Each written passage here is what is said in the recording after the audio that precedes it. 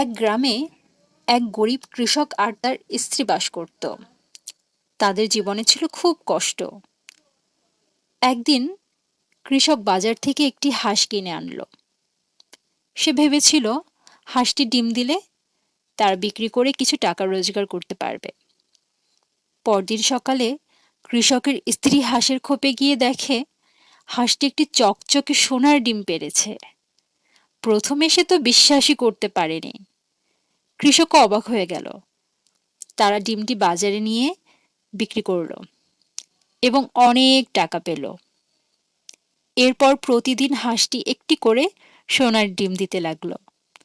কিছুদিনের মধ্যে তারা ধনী হয়ে উঠল। কিন্তু সুখ বেশি দিন টিকল না।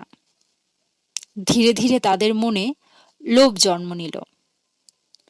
কৃষক একদিন ভাবল, হাঁসটি যদি প্রতিদিন একটি করে সোনার ডিম দেয় তবে এর পেটের ভেতর নিশ্চয়ই অনেক সোনা আছে।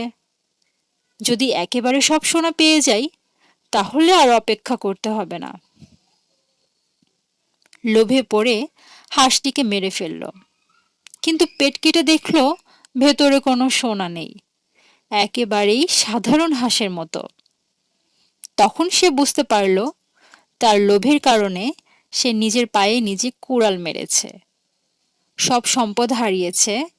শেষে কৃষক আর তার স্ত্রী আবার আগের মতো গরিব হয়ে গেল।